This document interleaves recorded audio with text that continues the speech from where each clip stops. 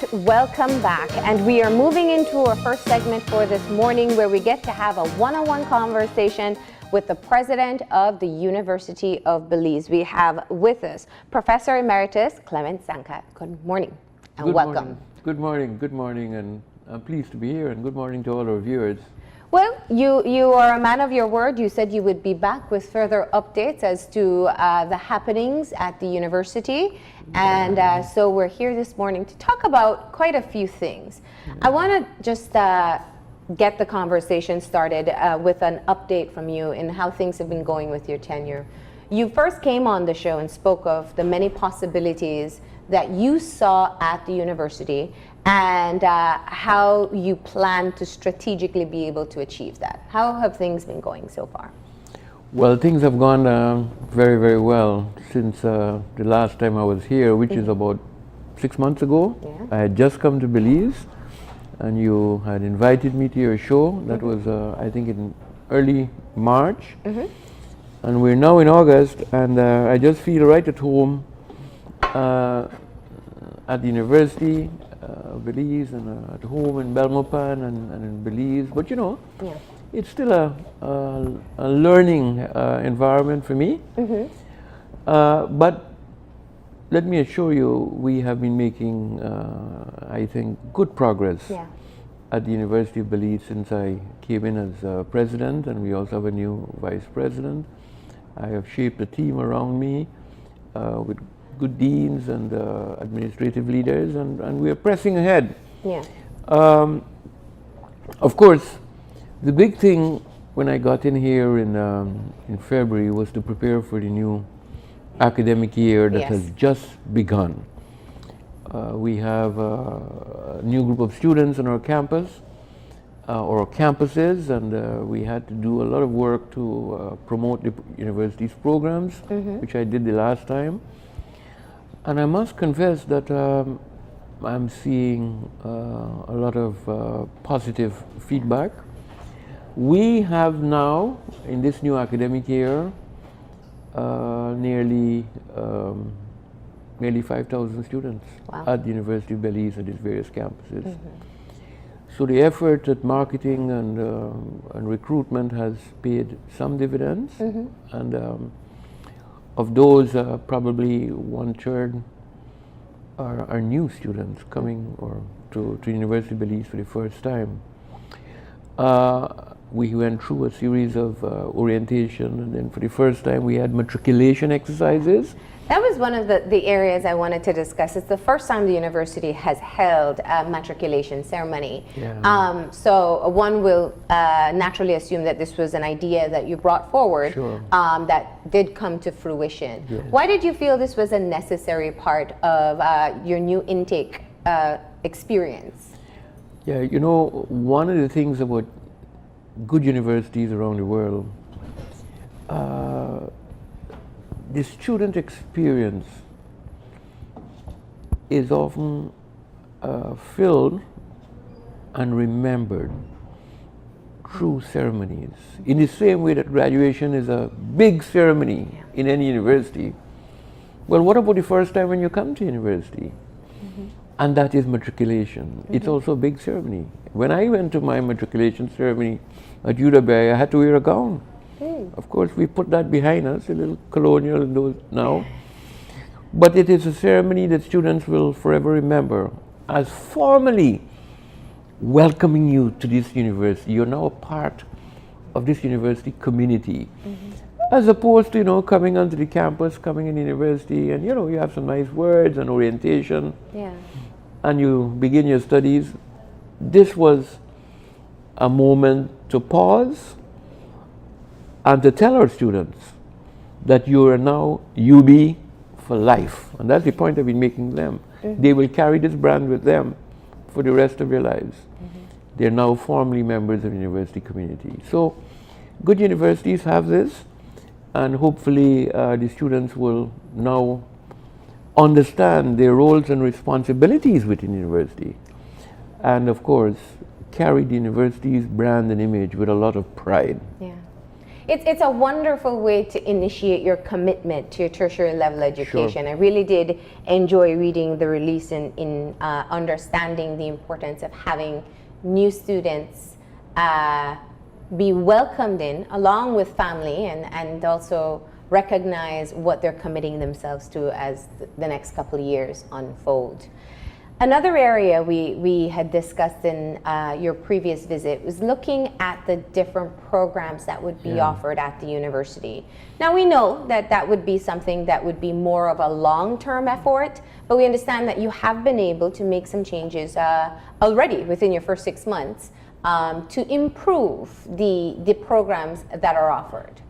Yes, I think you've been paying attention to what is happening in your national university. I am very, very pleased that with the support of my deans and heads and academic colleagues, we were able in that short space of time to get a number of new programs approved by the Academic Council and then by the Board of Trustees. And the programs were in the Faculty of Nursing and Allied Health. We brought on a bachelor's degree in pharmacy.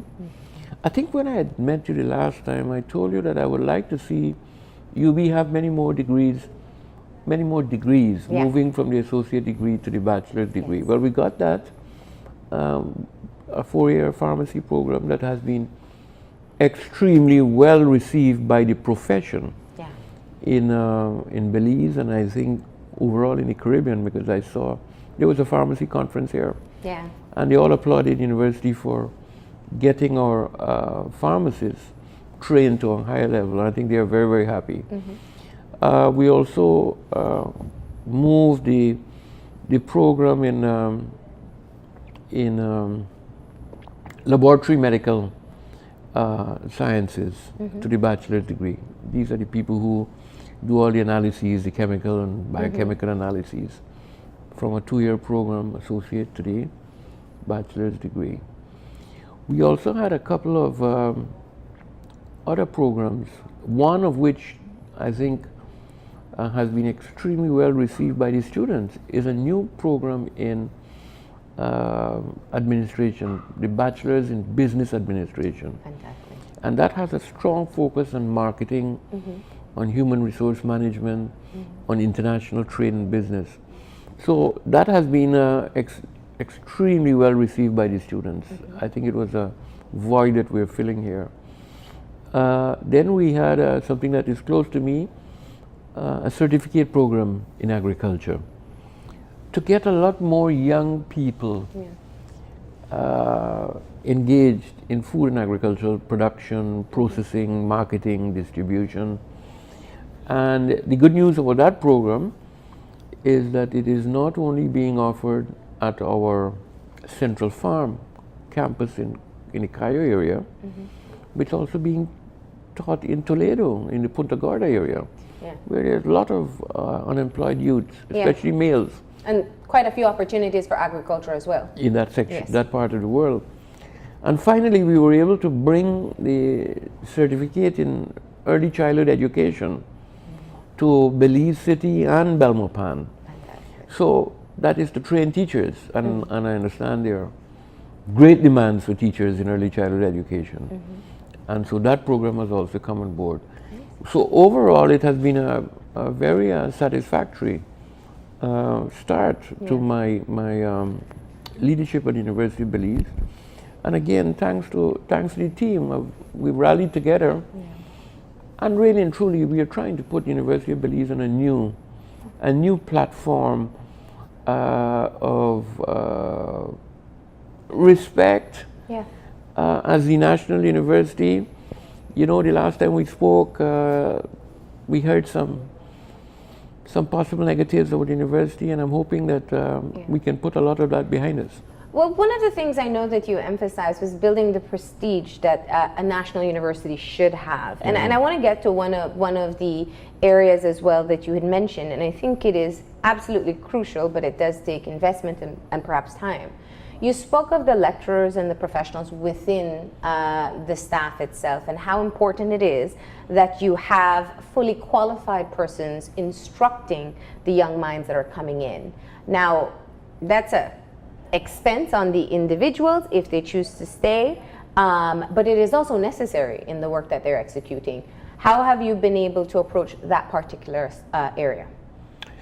Yes, that's a very good question. Well, that is one of the things I embarked upon immediately. If you were paying attention to the news, you would have seen a number of positions advertised. Yeah. And you would have seen almost in all of the academic positions, it said a PhD is very desirable. Yes. That didn't appear before. Yeah. So we've been pushing that. We have had, from a very optimistic perspective, a mixed response. We are going to get a few new PhDs in our staffing coming January, a couple of very good ones. But I was hoping for more at that level. Of course, we get a lot more applicants with the master's level, but I want to raise the bar. Yeah.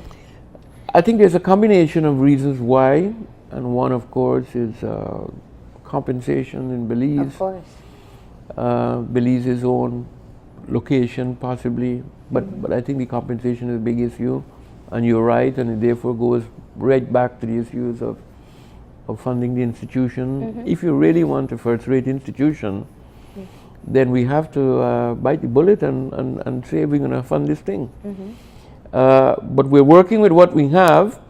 Have you been able to encourage current staff members perhaps to pursue their PhD? Are they interested at this point in time? Another very perceptive question. Well, yes, I am encouraging my staff members to pursue their PhDs. And let me say to you, one of the good things about being in Belize, there's so many scholarships available to Belizeans to go on and do their PhDs, as opposed to where I would come from Trinidad, because, you know, when you're in a more developed society, you don't get some of these things. There are many scholarships available to Belizean students to study abroad. And of course, Taiwan has been giving a lot of scholarships. Korea has been giving scholarships. I met with the Germans, they are giving scholarships. And there are Central American scholarships available. You can go right across to some of the good universities in Mexico. Belizeans don't pay tuition. Many of them, you may have to pay for your other costs. So I've been encouraging the staff, but they also have to be very motivated. I think when you become a staff member and you have family, etc., it becomes a little bit more challenging to leave your country. And therefore, I'm appealing to the young members of staff, in particular, those who are unencumbered.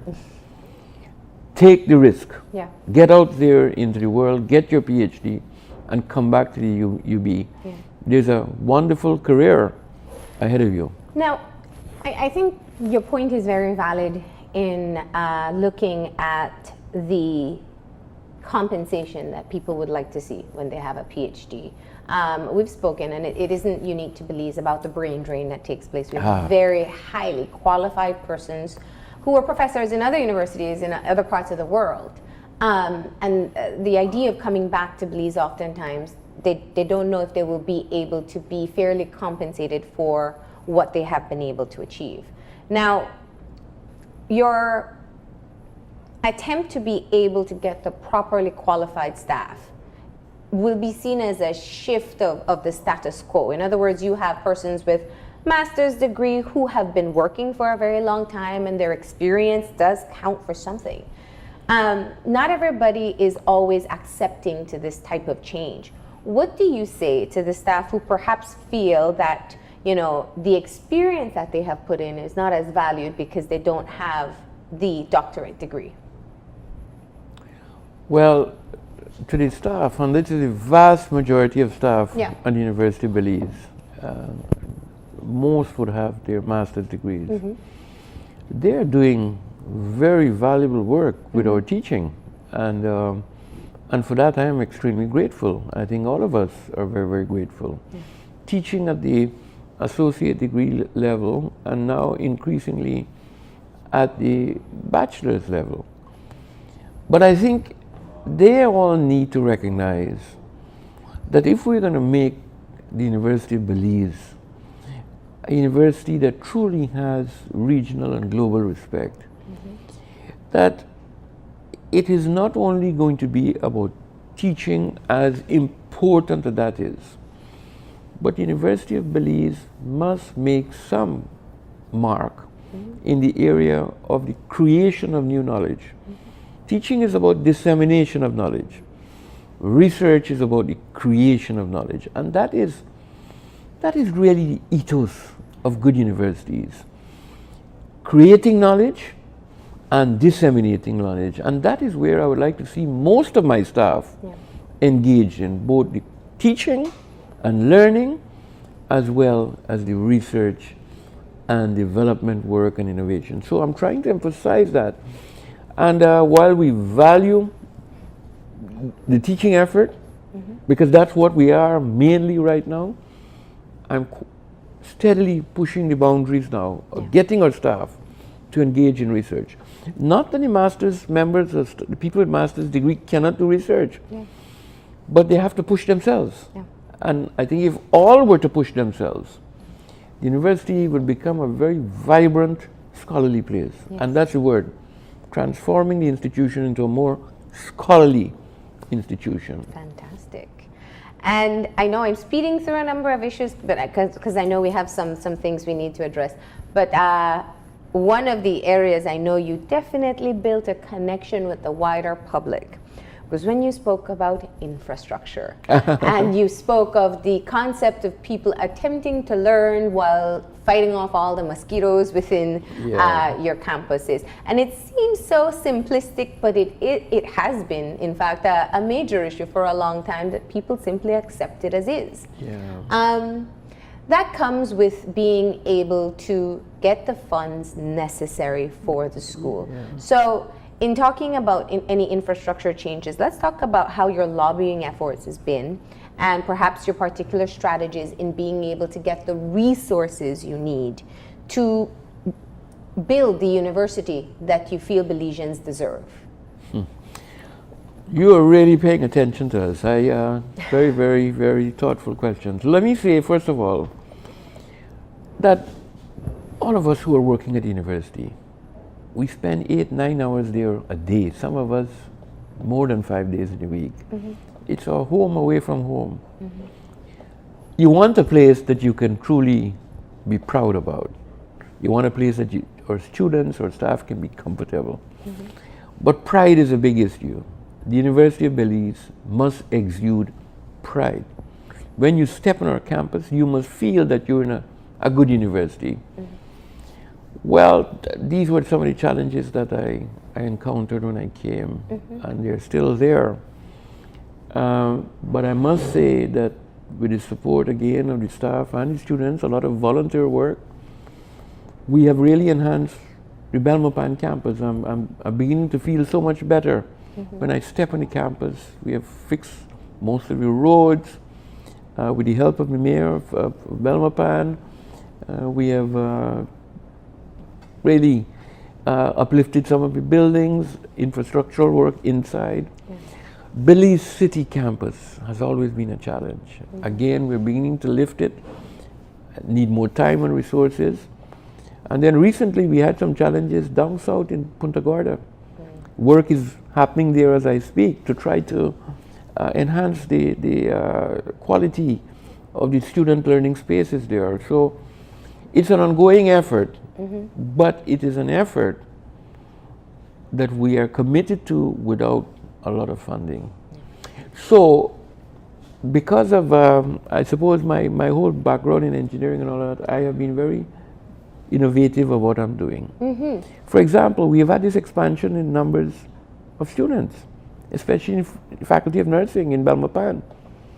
I can't go and build concrete structures. I wish I could. In fact, we had a plan to build a whole new Faculty of Nursing and Allied Health there for about $3 million Belizean dollars. I don't have $3 million. I don't even have $30,000. What I did was to buy 2 prefabricated hardwood wooden cottages that will be nicely nestled on that campus, fit in the environment, the green lush environment, and painted, and it will be wonderful. Everybody will be happy. Do you have the spaces? Yes. And that is how I've been trying to fix the place using least cost approaches. I can't use Trinidadian approaches here at all. Well, I was going to say we don't have that kind of money. That's working in a developing country, right? It can't work, so I have to tone down everything. But you asked the question, how are we dealing with the funding issues? Well, this issue has been discussed both within the university, at the Board of Trustees, and now there is a proposal with the government of Belize. It simply cannot continue this way. As I told you the last time, the fees, that is tuition at the University of Belize, are the same as when the university started. Okay, we're talking almost 20 years. Tuition has remained the same. Where can you buy anything today at 20-year-old prices? What can you buy? And so we have that challenge, and of course there's the government subvention, for which we're always very, very grateful. So we have a proposal in front of our government with a number of options that they will have to make a decision on. What are the choices they will exercise to help enhance the funding of the University of Belize. It simply is unmanageable at this time in terms of the finances. We're working at a deficit. That's the reality. That is, our expenditure is greater than our income. Universities are not-for-profit businesses, but they must be run in a very business-like manner. Unfortunately, if ours was to continue along this path for a few more years, then we'll become insolvent, and so you'll cease to exist. Now, people are very critical when you talk about this type of issue, and I want to be very clear in terms of perhaps where you find the largest expenditures and where the lack of revenue is coming from. In other words, are you collecting tuition from students? Are you successful in being able to collect the cost of providing the service? And what seems to be the greatest drain on your finance? Well, let's deal with the greatest cost. I wouldn't use the word drain. Okay, cost. Universities are people-centered institutions. Yes. The biggest cost at University of Belize is the cost of staff, the human resources. It is way over 80%. I would say it's between 85 to 90%. So most of the money we collect goes to pay our staff. It leaves you with just a little bit to do the other things that have to be done to run an institution. Now, typically in another university, one would hope that you could get that cost down to about 70%. Ours is much too high. We have to bring it down. But here is the dilemma. We just talked about PhDs. How am I going to get PhDs at the current wages if I was to try to get more, raise the salaries, the wages, raise the cost? So you really have some challenges here about wanting to take the university to another level, but constrained with the funding. And then you ask, now what about the income side? Well, the income at the University of Belize is made up of essentially 2 components. One is the student fee, which is the tuition that they pay, as well as they pay some other fees to the university. And then, of course, there's the government subvention. And I've said to you for the last decade, more or less, these have stayed static. And that is the challenge, so that the expenditure is greater than the income. And you ask me about the ability to collect. Well, one of the things that I have detected since I've been here, with a lot of sadness, is the inability of a significant number of students to pay their tuition in a timely way. That is before the exams, and we do all that we can to give them as long a time as we can. Yeah. We are as generous as we could. We are sympathetic and about this issue. We provide them payment plans and all of that. But students in Belize do have great difficulty. Students all over the world have difficulty, yes, but I'm seeing a lot more difficulty here. And that is why the issue of tuition and trying to ensure that you can manage university in a break-even manner by increasing your tuition has to be tempered. It has to be tempered because we're dealing with real issues of young people, depressed communities, bright students. University is the only hope for advancement. So the question of tuition versus subvention by the government, that is where the balance lies. I mean, if we were purely a business, we could say we'll just raise the tuition. And some other universities here are doing. You just put it very high. We are a national university. Yeah. We have to be sensitive to these issues. And my hope is that our stakeholders are going to come to our support. But students and their parents must contribute to the university education.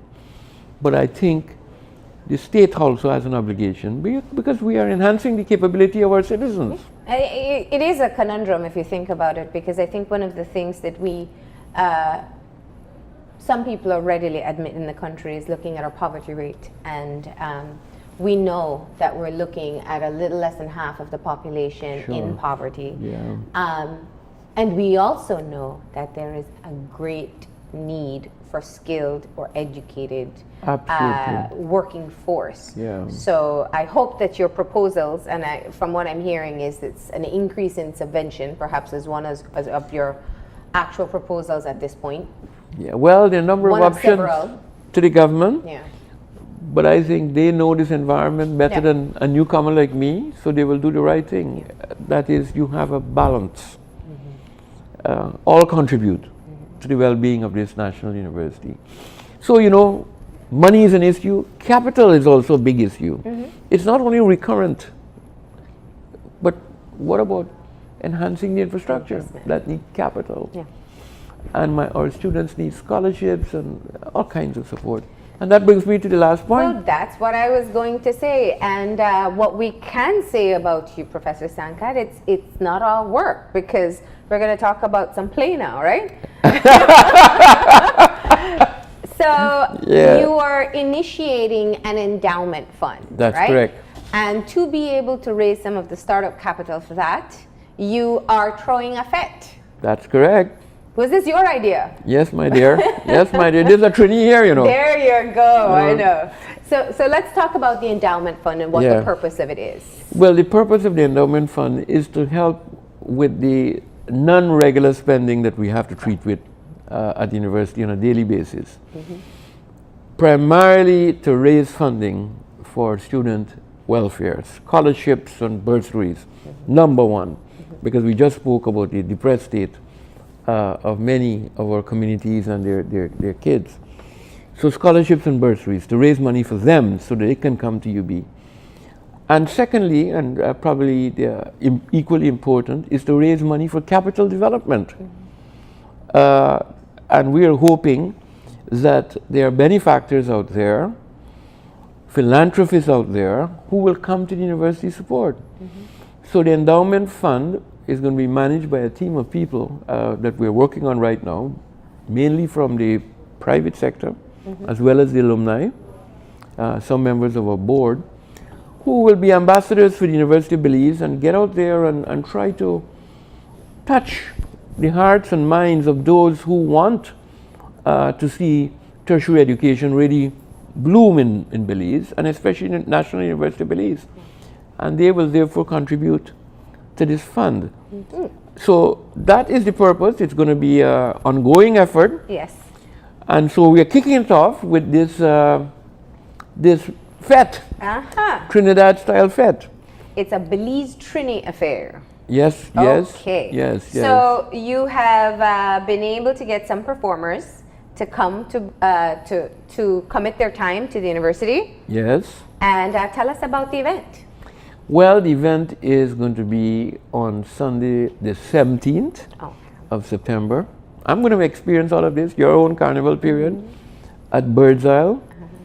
And it is a daytime going to nighttime fete from 3 to 9. I'm not sure if this is what normally happens in Belize, but these are the big fetes in Trinidad are usually those that go from the afternoon Into the night. And they tend to attract a particular clientele. Okay. This is going to be a great fete, but it's also a great social. Okay. This is going to be a meeting place of, I hope, UB alumni, young professionals, people from the business community, old fogies like me who like Barney's kind of music, etc.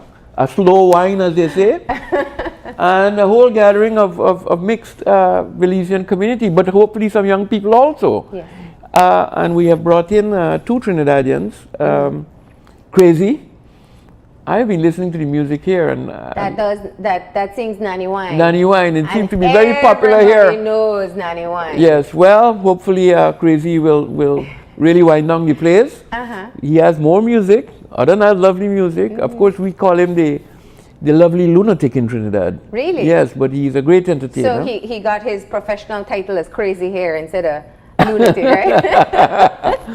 And then Oscar B, who is also well known here, and Oscar sings both reggae music and soca music. One of the frontliners from R&B.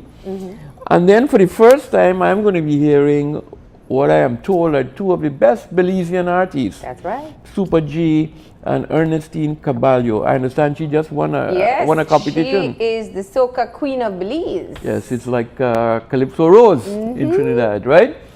So I think we have attracted some tremendous talent here. Both Crazy and Oscar B are very generous in terms of giving a lot of their time to the university in a very special way. I know them both, and they have come along willingly. Of course, we have the sweet soca sound of Gilhari 7. I have listened to them, and they really represent that little all the time sweet soca music, and I love that. And they know how to get a party started as well. So I think with them backing up these singers, we would have a wonderful party. Of course, we'll have a DJ, etc. there. As I said, this thing isn't going to happen just like this. Yeah. We have some wonderful sponsors.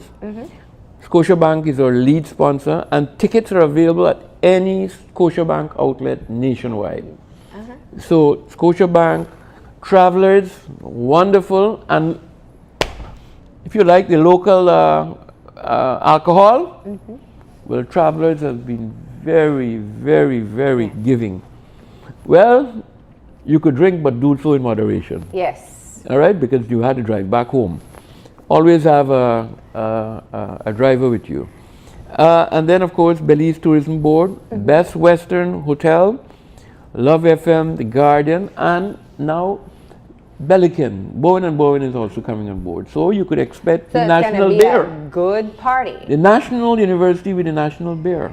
And you have tickets available at Scotiabank outlets across the country and at the UB campuses in Belmopan, Belize City, and Beacle's office in San Ignacio. Now the prices are... Yes. Well, remember, this is not your regular fete. This is you're going to have a party, you're going to be enjoying yourselves, but you're giving back to a worthy cause. Yeah. This is for the scholarships for these young students. And the VIP is 150, and the Ultra VIP, 250. Belize dollars, not US dollars. Okay. So the keynote here, because that is, I think for a lot of people, they're not quite accustomed to paying this price. But this is a fundraiser. It is a fundraiser. For scholarships for students at the university. Exactly. And when you come to this party, you could leave your wallet home, because there's going to be enough there for you to drink. Oh, it's an all-inclusive party. All-inclusive, yes. There you go. So, and you will certainly have food to eat. Okay. So leave your wallets at home.